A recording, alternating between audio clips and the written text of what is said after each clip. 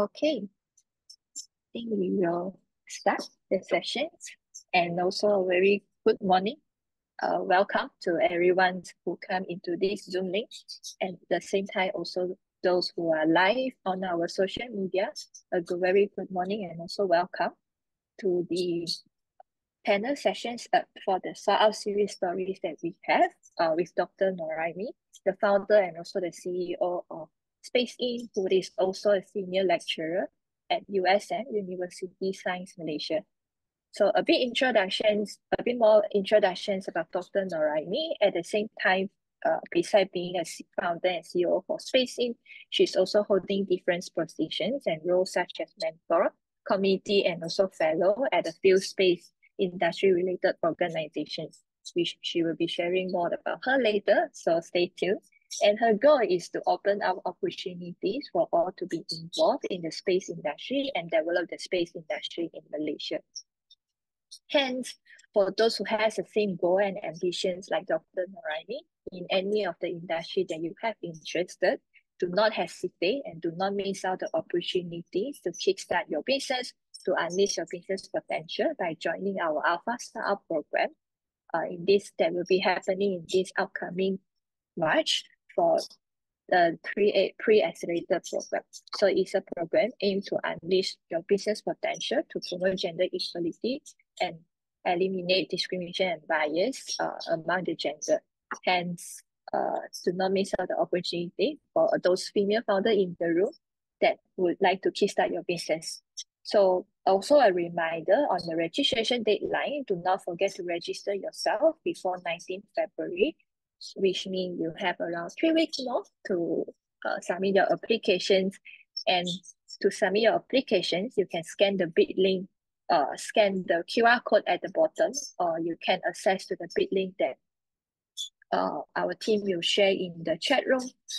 In the chat, yeah, that is where you can find the applications and more information about the Pre-Accelerator program. So without further ado, we'll pass the floor to Dr. Norilmi, which she will be sharing about herself, about SpaceIn, and also how she started SpaceIn.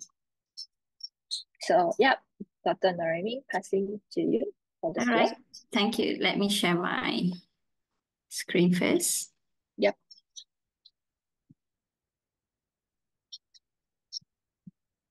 Okay, it's all good. Wait, make it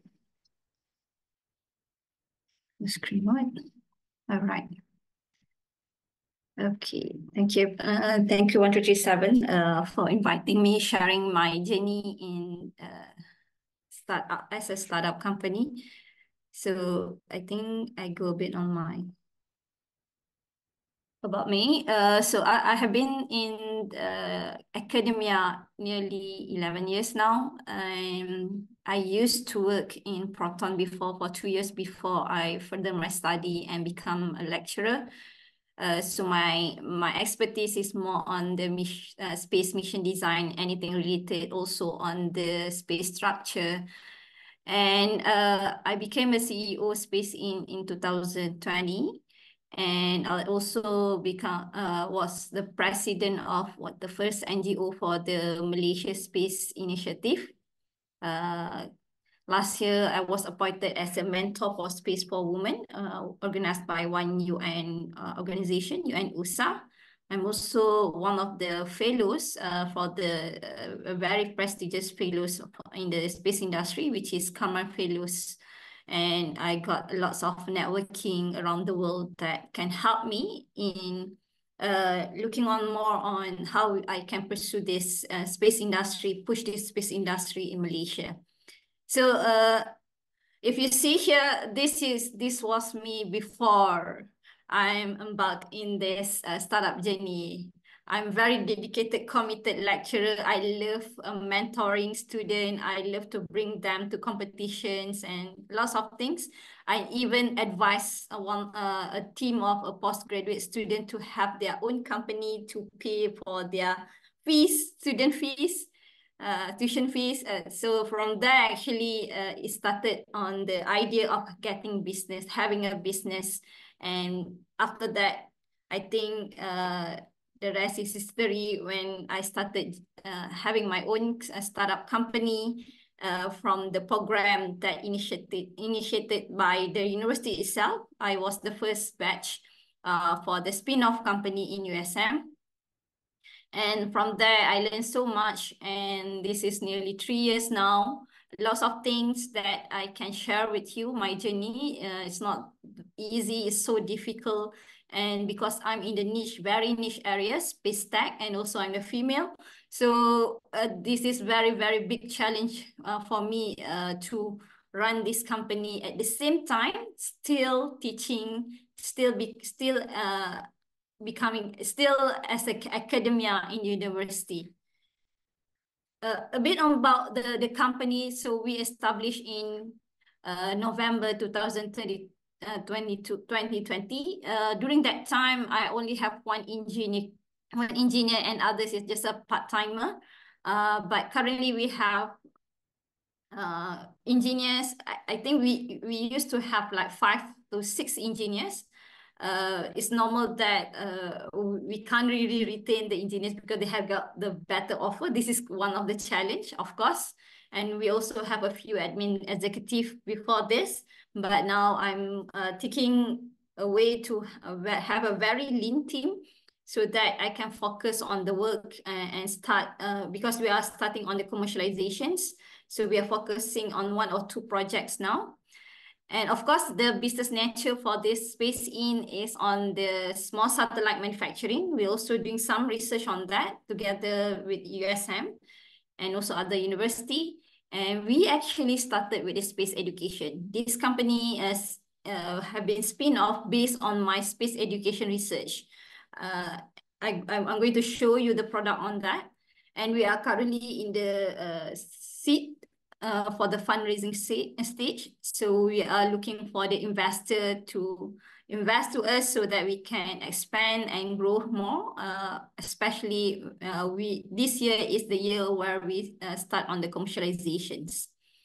So our visions when I started SpaceIn, of course, I started with space education is more on the inspiring for the next generation to be part of the space industry. But then when we are going deeper on the space industry and look on the opportunity of the market, we think that we want to be champion in this equatorial economy. Why? Because it's related to the space satellite itself, because currently we have lots of satellites that focus on the west or focus on the other area instead of the equator area, where it's really related where exactly you place your satellite.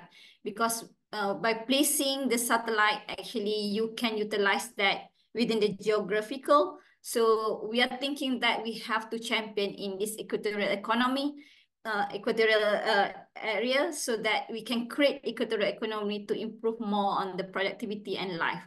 And of course, space is high capital, space is not that easy to access. So our mission to provide a lower cost space access, especially to those in Asia, Southeast Asian, so that we can together be in this wagon, which is everyone now is looking on to the space, trying to send something to the space, but how actually we, a developing country, can be contribute and also be part of that. So this is our mission, to be part of the space race. We can see that, and also push this agenda in Malaysia. So the first product that we have actually educational product, which is CanSat Kit for Education. A very humble product which have been used by mostly for the Tech Olympic and also other companies that doing the trainings for the STEM educations. So we have this, and from there we're thinking that we can enhance our products. And at the same time, we actually started before having SpaceIn on this high altitude platform services. We are the only company that provide this kind of services in Southeast Asia, of course in Malaysia, and we've been put together very closely with all these government agencies so that this is very safe procedure to run this kind of business. Then, of course, when we are talking about to grow in this space industry, we have to look what is the most suitable for us. Suitable meaning that how much money we have now, what is the capability that we have now. So from there, we looked at small satellite is one of the solutions. Then from there, we look on the opportunity in Malaysia and in Southeast Asia, of course. What kind of the business can be done with this small satellite? So we choose on IoT satellite services. And we also trying to push a very small satellite to be a platform for this kind of services so that we can reduce the cost. Because this is aligned with our mission to provide low-cost services or low-cost access to the space. And until now, from 2020, we can proudly show you that we have won a few competition, we got a few grants, and the idea is actually being accepted by Malaysian. I'm so happy with this, because it's not that easy to push the idea to have this kind of space tech to solve the current problem here in Malaysia, but the recipe for that is you have to look what actually the real problem that happening here in Malaysia, and from this real problem and see what the opportunity that we can get from the satellite applications that can give us solutions for the current real problem. So we got that. And so we won for the Ambek Idea Kita, My Hackathon.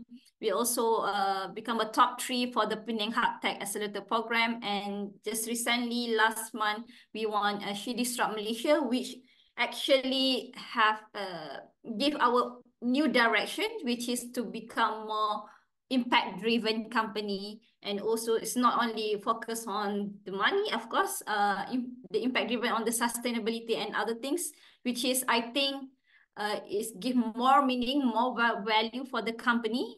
And also from there, we can see more opportunities in having satellite solutions to solve the real problem.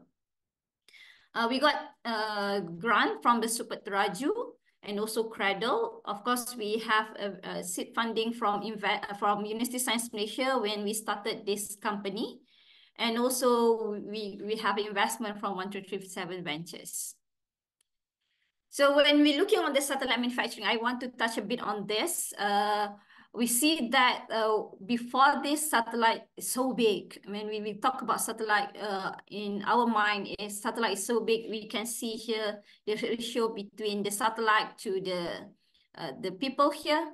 But then the trend is changing, where it's according to the electronics components trends, which is we are now miniaturizing lots of things. So from there, we can miniaturize also our satellite. So it becomes smaller and smaller. Then we decide to have this kind, we call that picosatellite, which is less than 1 kilogram. This satellite, if you see here, is our first satellite that have been launched in November 27th. And this satellite become a technology demonstration for us. And for the commercial, we're going to have a slightly bigger from this because we want to stay there longer for more than 2 years. So we are already started to design these satellites. And also this year we focus on getting a customer and making our own ground segment. Ground segment meaning that all the devices that can connect this satellite to the sensor. So we make it locally and also trying to get more customer for this year. So this is, we call that pocket cube, which is the size is 50 mm, 50 mm times 50 mm. So this, because it's so small, it's actually need deployer. So we work with company in Scotland, which is Alba Orbital. They are our deployer. So we need to insert our satellite here. From the deployer, Alba need to work with other companies. This company recently that we have launched, we work with Orbit, the Orbit companies, and this company actually become a transporter and attached to the rocket. That's the reason why when SpaceX launched the satellite, we still need to wait up to 2 weeks before we can be launched, because the transporter will be orbit first and will then deploy our satellite after they are stable. So this is how it's actually located inside the satellite. And for the satellite, the manufacturing cycle, normally for the big satellite, it can take 2 to 4 years. It depends on the size of the satellite. But for this, what we are looking for, we want to reduce the cycle so that from there, actually, we can reduce lots of costs. And of course, to reduce the cycle, meaning that we need to have a smaller satellite. So it takes 6 to 2 years. This is roughly for this satellite design and also test and manufacturing. But then the most important here, which is quite challenges for us, is on the frequency coordination. Space industry is, I can say, is very heavy regulated. So you have to know the regulations. You have to know the people who are actually working on this, so you can get advice, and also you need to make sure that you follow all regulations. So frequency coordination is one of them, where we need to apply approval from our local authorities, which is MCMC. Then MCMC will get approval from International Telecommunication Union. So space industry is not only when you work with this industry, you need to work globally, need to work to everyone, because it's something like it's so big. And this is where you really, really need your networking. And of course, before you launch, you have to test. And the testing is very important, because your satellite can't board the rocket if you not pass all the tests. So we choose which the launcher that we want to launch our satellite. Then from there, we got all the specifications from the launch provider, what kind of requirements that we need to fulfill. So from there, we need to run all the tests. So we have passed all the tests before we launch the satellite. So this is the 3 things is very important. Take up most of the operational in SpaceIN. So you can see that I also, based on this, I also need various background of talents to run this all these kind of works. A bit on my products. So when I try to look the applications for the satellites, I look on the demography and also what can I serve to the destination first. And we know that the connectivity is one of the problems, but to have something like Starlink, maybe not yet, because need very high capital. So what else can I do? I see that machine-to-machine connectivity is one of them. So we go for the connectivity. At the same time, we look on the services that are already here, which is we know that some of the satellite services coming from the local also, we already have it here, but we look on the price, we look on the coverage and everything, so that, and also customizations, whether this can be applicable to us to solve the problem. So we looked at, of course, when we go for the market survey, we go for our potential customer, they said that this satellite solution is very high cost, so they are looking for lower cost solutions. So we are trying to do something so that we can reduce more on the cost itself. And of course, on the regulation side, we know that this technology also have in other places, but to bring into Malaysia is actually not that easy, because it's actually bound to the regulation.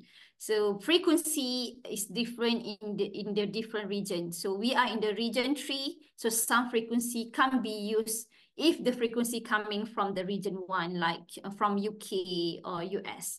So from there, we need local solutions. So I think that this is the best for us to start, because we are local providers, so we can provide a local solution. At the same time, we have to think, when we want to penetrate global market, how we can change it in the frequency, how we can design our satellite and also our equipment so that it can fit the frequency in each of location that we're going to penetrate the market.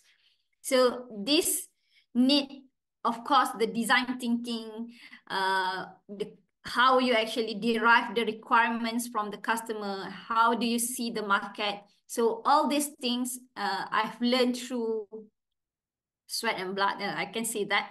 I have to ask others, I have to read the books, I have to, of course, to interview, to meet the customer and ask them what actually they are looking for.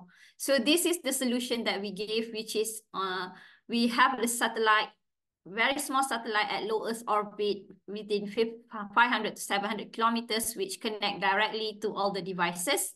But at the same time, also, we have our ground station that place our data center there. So this architecture will help on lower the cost of the satellite solutions, especially for the IoT applications. And the key technology here, of course, on the small satellites, this is where we are trying to reduce the nearly 80% of the launch costs. We also have a terminal IoT. This terminal, we can say that we design our own sensor module, meaning that the sensor modem is itself, the communications modem that connect the sensor to the satellite. And also on the management platform, we need to work with other companies who actually provide on the cloud services. So now we are working with AWS, and from there we learn so much. And we're also trying to have our own data center and also having our own platform so that the user can easily retrieve all the data from there. So this is some picture from the test that we have done with Malaysia Space Agency. We are proudly said that we are the first satellite that have been tested in their facilities. This is on the vibration test. So these two tests is very important before we can board the launcher. So currently, we have launched our satellite technology demonstrations. I have to admit we do have some hiccups on that, but we have learned so many things when we launch the satellites. And so from there, we can improve our design for the next satellite. And of course, we can also design the ground segment properly so that for the next satellite launch, we can have better data or better performance of the satellite. But I can't really conclude that. So we are failed now. No, it's not failure because we're still in the progress to get the data. So now we are working on our ground station first, reduce all the noises so that we can get better signal from the satellite. And at the same time, we also work for our ground segments, and we hope that we can launch our satellite by Q4 2024. So where we are heading to, we actually want to have our own constellations. So these constellations can cover almost everywhere in equatorial regions, so that our vision to have this equatorial economy can be achieved. And from there, we need lots of satellite to be up there. And at the same time, we also having the idea to have another kind of satellite, another type like a remote sensing satellite to complement whatever we have for the IoT so that we can get better data, more precision data. And also this is actually coming also from our customer request that maybe we can have an image later on when we have this data coming from the satellite. So this kind of roadmap, I think when we have a company, we have to think where we are heading to. And at the same time, this is help us to plan for all the resources. And currently, when we are in 2024, of course, we are really focusing on the commercializations and also on the ground segment. So I need to put the right talent for that. And at the same time, I have to think on the funding that I should get to have this works to be done. Okay, so on this entrepreneurial support, I'm coming from University Science Malaysia, got funding from them, and they are supporting on this office, also on the policy and regulation. We got very good supporting from USM. But before that also, this is the thing that everyone need to do, which is on the business plan. Fortunately, before I'm starting the business of SpaceIn, I'm actually involved in one of the program from Hazana, which is KNU. And during that time, 137 actually the one that handled this program. So I learned so much from there. And this is actually my first time during that time in 2017, first time learning all this business plan, how to do this and that, BMC, everything we learned from there. And this is the first time also I meet Bikesh. And I think he can't really remember me during that time.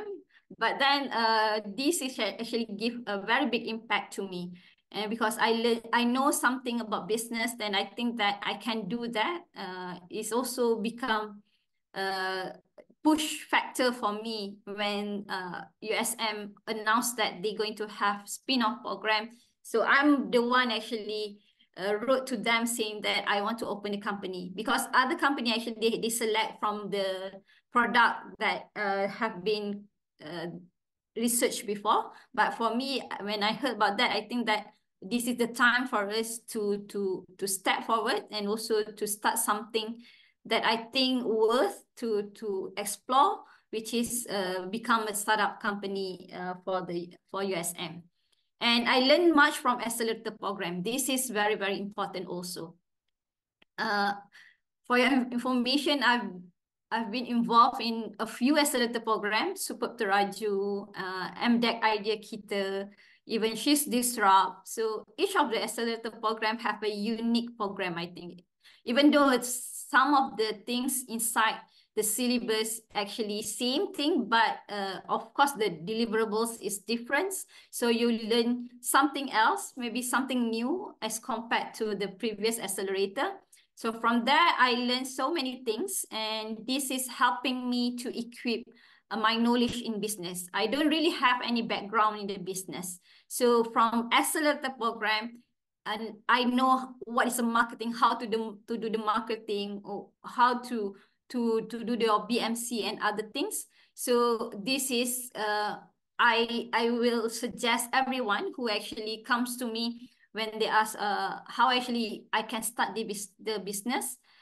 You need to learn about business, of course, but where to learn. One of them is from the accelerator program itself. So from there also, I learned how to do the market research, and I have experience in industry. I have a very big networking in industry. So it's easy for me also to meeting the potential customer. But at the same time, when you have a plan, your plan sometimes not really work. So you need to pivot. So we have pivot from space educations to more on the satellite IoT, satellite manufacturing. This is for our growth. It's not real, but we still have this space education. We just partner with other company to run this business education for us. So you have to know where actually you need to focus, and then from there you can have better plan, and also from if you have better plan, then you can execute better. And also I got this advice. A lot of people advise me to focus. You can't do both business in space education and also in space satellite manufacturing. It's easy. It's not that easy. It's difficult. At the same time, I have to teach. So when I focus this, I actually can funnel my talent to focus more on the things that actually can generate more income. And on the talent, of course, this is very, very crucial for us, because we are a hard tech company and also very niche in the space tech, and talent is not that many, I can say that. But you know that we are early stage company. We not really have very big fund to hire a very good engineer, I mean experienced engineer, so that we start hiring a fresh graduate. Because of that, we have to give them a training. Then from there also you have to form a culture inside your team. So we have experienced that the culture is not really right for us. And we can see the motivation is very low during that time. So you need to change, and you need to embed the culture as earlier as possible from your company in the small scale before it's going bigger. And of course, when you hire talent, a fresh graduate, you train them. When they get all the skill, they will leave you. This is I can't really say normal, but we have to face this challenge. Half of my engineer actually now is a new engineer, but even though they are new engineer, but they're more experienced as compared to previous. And this is the things that we have to look for, meaning that when you grow, you need to look for the more experience, of course, because you don't really have time to train anymore. Yes, you can train the junior one, but still you need to be so fast. So you have to hire more experienced engineer. Talent retention is one of the big challenge for the startup company, because we can't really offer a very handsome salary to them. They tend to get more interest when they got offered better from very big companies. So what we can do is we give a very good environment with them, so that when they're working with us, they feel that they are belonging to this company, and they will stay with us at least quite a long time. So this is the founding team. Me, myself, I have 11 years in space industry. Our team is actually used to be the postgraduate that have an enterprise or a startup named SpaceIn also, but SpaceIn Enterprise before I take over and become the SpaceIn Islam Berhad. And Dr. Arjuna helping us in managing this company. This is my small team right now. So half of them already leave us, but we are in the process of hiring. So hopefully we can get more bigger teams so that we can deliver our project, which is already we got now. So this is the recent photo. So when I'm in university, what I got is on the ecosystem, university ecosystem itself. We got lab facilities, we got the expertise, access to the resources. Sometimes we can get students to help us on the works that may not really need very high skills. And also we can get intern from the school itself. So university really helped us. The ecosystem really helped us in terms of this requirements.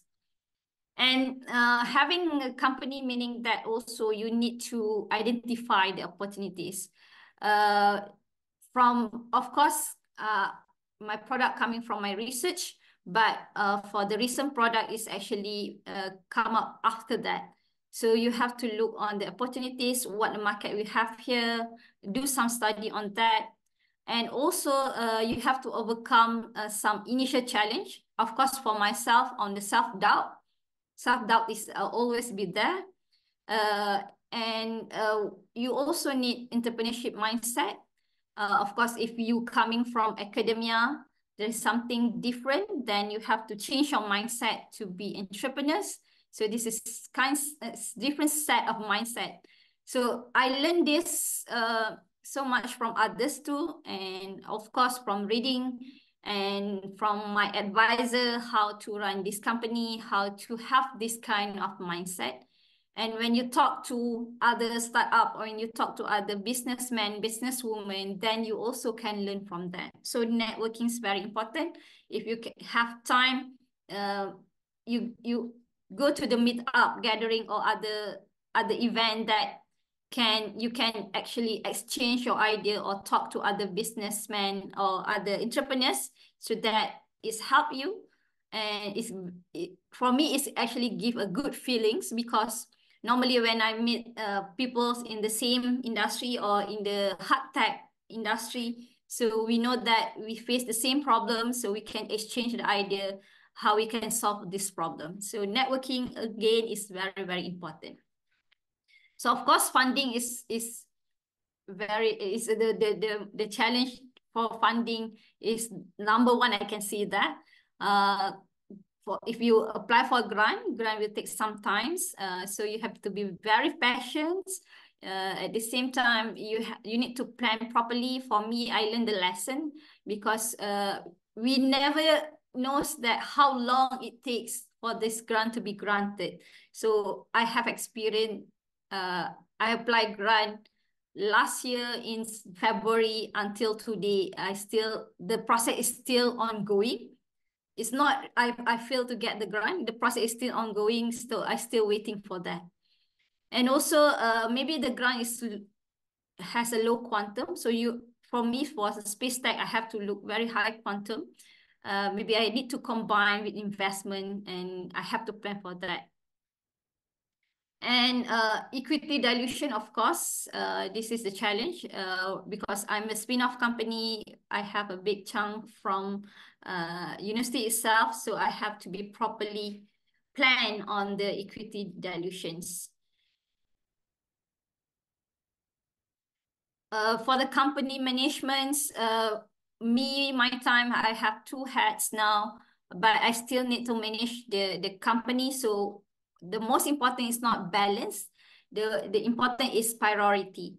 So some days I need to prioritize my teaching, my academia work. Sometimes I need to prioritize my CEO work. And when you are in for me, when I'm in academia time, I need to delegate my work. So delegates is very important. You have to trust your staff to work with you. So you need to build that trust. Yes, at the beginning, maybe there's some hiccups, but along that time, I think they will take up, and also they will see what things that you are required, that they can work with you very smoothly. So don't do everything. You have to delegate the works and find time to do these kind of delegations. And of course, the talent, how to get the best talent with the limited budget is something that you need to trade off. You need to give a training. You have to do something to attract and retaining the staff. And you have to think everything KWSB. So and these things, actually, I have delegate to another person to think about that. For your information, I have also the co-founder that looking on the finance side. So this actually helped me on that. And on the business development, marketing, branding, and sell, of course, you need to understand the market segment. You have to research it. If you don't have any dedicated staff in doing that, I think that's a problem. You yourself need to do everything. But if you're capable to do that, yes, of course you can do that. Otherwise, you have to hire talent to do on behalf of you. But at the same time, you have to monitor that because you are in the early stage, you know the direction, you know what kind of business that you want to pursue, and also what kind of market that you want to enter. So you have to transfer all this knowledge to your staff and also make sure that they actually understand about the situation. And for us on the company, visibility is very important. Is visibility, meaning that investor can see you, customer can see you. So this is one of the things that we are doing now. And I think we are doing since we are started this company. Of course, the founder impact is also very important. That's the reason why I also engage a lot of something that can push me in front so that they know me and also they know the company, and this become a branding and also marketing to my company. And of course, you need to travel lots. I think I go to Kuala Lumpur almost every week. Only this week I'm not going. And also you have to think on the pivot, and also maybe you need a multi-products, not only one products, to increase the revenue. And then on the support, of course, no one understands your situation. You yourself, I think, know how actually you face all this challenge. But at the same time, you have to share with somebody that can give you a good advice. So you need a good advisor. If you have a mentor, it's better. And also, you need a support. If you have in the university, you need a university support. You have a legal support, and also support from the ecosystem around you, from the state, from the federal. So I think for me, myself, I got lots of support from the Penang state. I got lots of support from the government agency. And of course, got a lot of support from university. The support is very important. It's just for me how I can maneuver this company so that I can grow better. Okay, I think finally what we are looking for, I think I don't touch on the gender itself, but that's also quite a challenge for me. I can say that I'm a CEO, SpaceTech company, which is a very niche area. Even in the one of association in the space industry, I'm the only female in the committee. So what you have to do is just to be brave, to be among of them. I think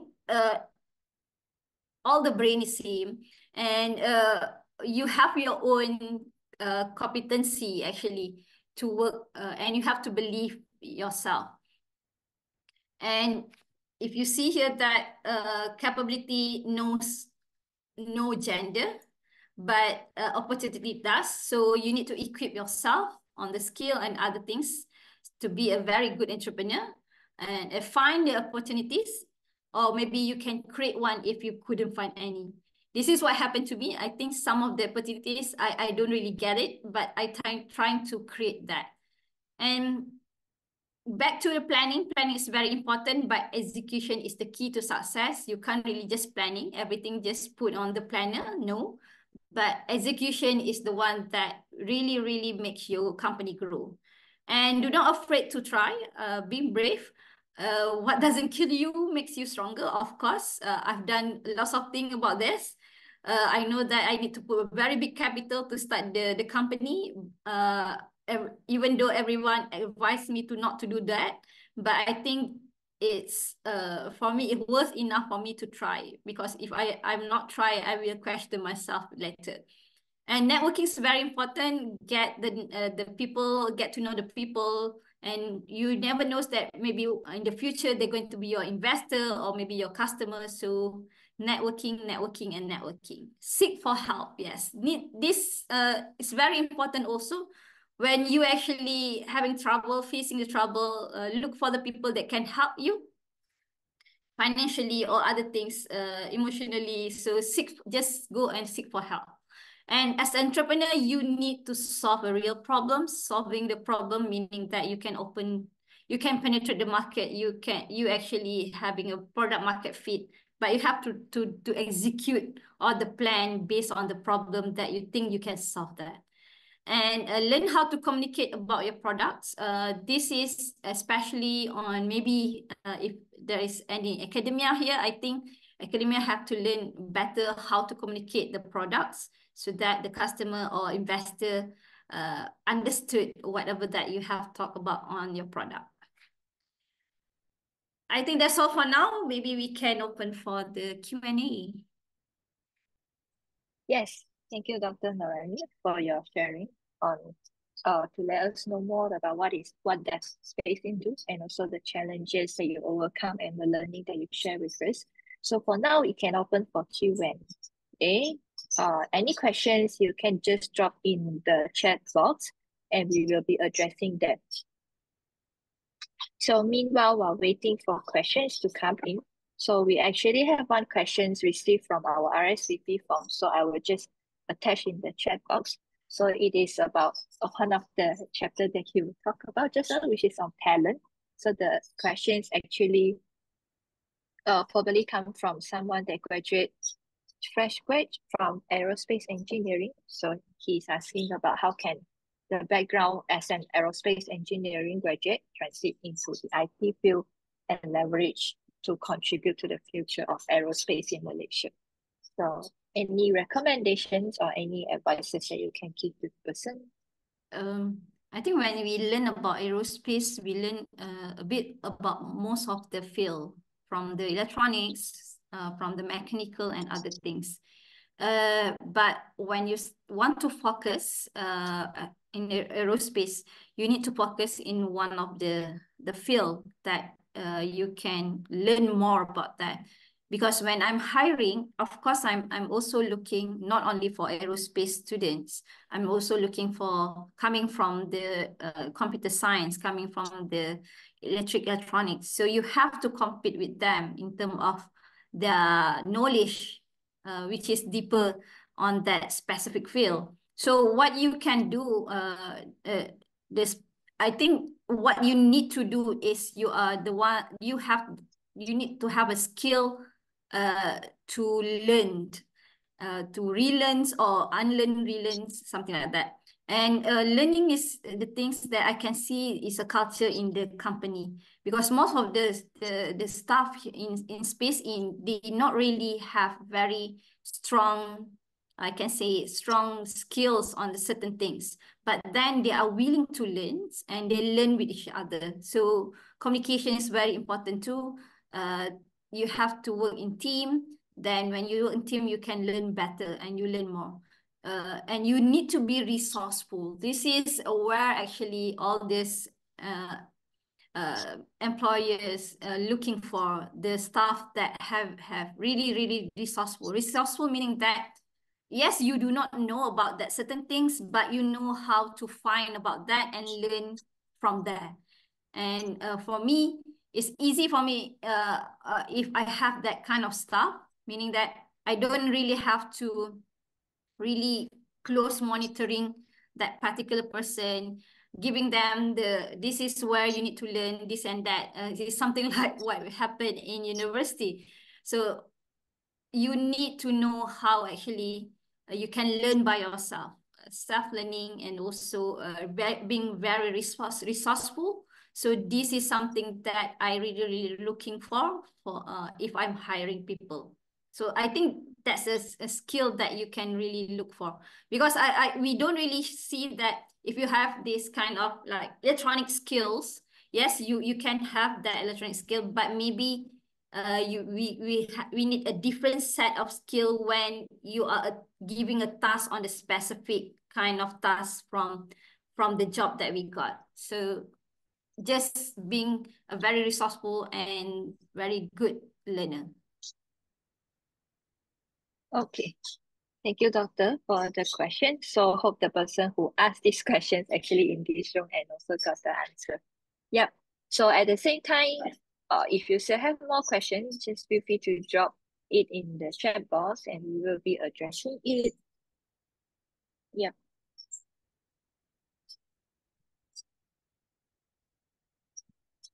I think since Doctor, you also have been sharing, like you keep refining the products and it is actually a niche industry and niche space to go in, right? So how do you actually motivate yourself every day to keep on going and not to give up? Also knowing that you have a few commitments on hand, few hats that you're wearing. How do you actually keep yourself motivated? Actually, when I see my face, the face of my staff, this is motivate me, because most of them is eager to learn. And for us also, we know that this industry is yet to establish in Malaysia. That's also kind of motivations to establish this, to make sure that everyone knows about space industry, about satellite. This is the kind of thing that really embedded inside me. Even because I'm also the academia, I want to educate and make awareness to others that satellite, or maybe this space technology really can help us in solve a few problems that rise in Malaysia. So that's kind of motivation. At the same time, we have our objective, we have our mission and vision. As long as we still not reach there yet, this is something that we are really looking forward, and we think that few success is very, very important to be celebrated because it's also become a motivation for us to push us further. So even though we already launched our satellite, we celebrate that, and we have a hiccup, but then a bit on that we take up from there, and we trying to troubleshoot, and every time we success on troubleshooting, we celebrate that we will, because we learn something new. So small celebration is very important on your success. Okay, thank you.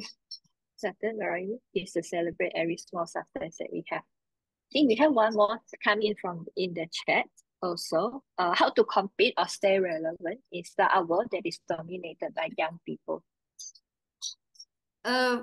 Young or veteran, I can say, this is not depend on you. It's not depend on the age. It depends on what kind of product that you bring. And of course, diversity is very important too. I can say that in your company, if you want to pick up all the new technology and other things, you yourself, of course, need to be updated. But at the same time, you can have your young generation to work together with them. And also diversity in terms of gender, because you know that certain product have a different perspective in terms of gender. So get all this input together. I think you can be relevant anytime. Okay, so hopefully you get your answer from Dr. Norilmi. And I think we have more new questions coming in. How do you decide you are ready to commercialize your product? When we have really, really urgent needs from customer, we can see that, and we look on our capability. I think this is, and also the readiness for us. This is the time I think we can start saying that we are ready to commercialize. Of course, when you start to commercialize, you don't really have a very good product in terms of everything. So I know that you may come out with one product can solve one problem only at that time, but at least you come up with something, and from there you can expand more and more. And I really blessed with the customer, because my first customer, because they are willing to be early adopter, meaning that we start with something maybe not fulfill all their requirements, but they have this kind of mindsets, which is when I start doing something, I come up with one product. This product actually can be expand more. We can study more, and we can expand more, and we can make it more advanced and other things, meaning that do not wait until everything is perfect. Otherwise, I don't think you will be commercialized anytime at all. Okay. I think we have 3 more questions coming in. Maybe we can address first the questions on how do you choose your co-founder or partner in the business? Okay, I'm actually not really having really very close co-founder. This is like I'm very close with my student, and they also share the same vision. When we discussed this very, very early before we having this startup of having some kind of business related to space. And from there, I think you can see their willingness to share everything. I mean, share the burden, share together the idea, work together on that. So then I decided them to be my co-founder. Before that, actually, I'm a solo founder. I can see that.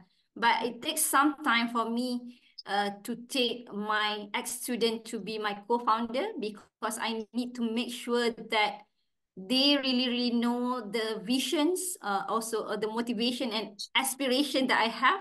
So we are in the same wavelength. So easier for us to talk together. But at the same time, I'm also look something that complement me, meaning that I can't do this and that, but my co-founder can do this and that. So each complement each other is very important too. So you can, because of that, you actually have less burden in give the direction or in running the business by your own.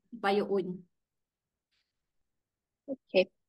So the key is to have someone that same wavelength with you, someone that Yeah, can complement your strengths and weaknesses. correct. Yeah. Okay. I think we can take the last two questions for today's space. How do you reach out for government and state support? And any experience sharing on your first fundraising? Okay, to reach out them, actually, you need to go first on all their events. When you went to the events, then you know the person and you start contacting them.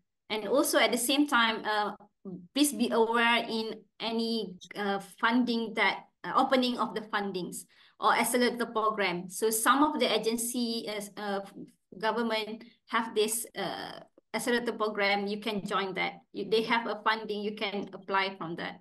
And of course, they has lots of events. So just go to the event, get the networking and contact, make a follow up from there. So this is where actually I got all this government and state support, where I start with a person. From there, I learn more about the ecosystem, and I'm being in the ecosystem. If you being in the ecosystem, then they can help you. If you are out of the ecosystem, they do not know you, how they can help you. So be in the ecosystem is very important. Share your first fundraising Raising experience. Okay. First fundraising, not that really challenging, because I'm the editor during that time. 137 is one of the judge. Bikesh was one of the judge, and I think Bikesh have interest on the aerospace industry, and he really looking forward to work with me. So we talk to each other, but the challenge is actually during that time, the policy in my university is not matched yet, meaning that I, instead of dilute, I have to transfer the funding, the share. So this is the challenge that I have to go on the bureaucracy of the university itself. But at the same time, I learn much from there, then know how to maneuver from there. So that's my first fundraising. And I think there's more challenge after this on the seed stage, where they are really looking on the commercialization itself and also the product itself, where I have to deliver so that I can easily get on the funding. Okay. Okay. I thank you, Dr. Norilmi. Hope Leah and also Nihon got your answer. So I think just now Dr. Norilmi mentions one thing, right? Talk to Bikesh. So if you are looking for fundraising or looking for funding or starting your business, don't forget to join our Pre-A program, which we'll be sharing out the link very soon later. And once again, thank you, Dr. Norilmi, and also those who joining with us today in this beautiful morning. Hope you have a good weekend and a good day ahead. Thank you, everyone, for the time, and see you again. Thank Yes, you, everyone. I think we have Shannon pasted the links, information about our pre-accelerator, so you can click into the link and have more information. Yep. Okay. Thank you, everyone.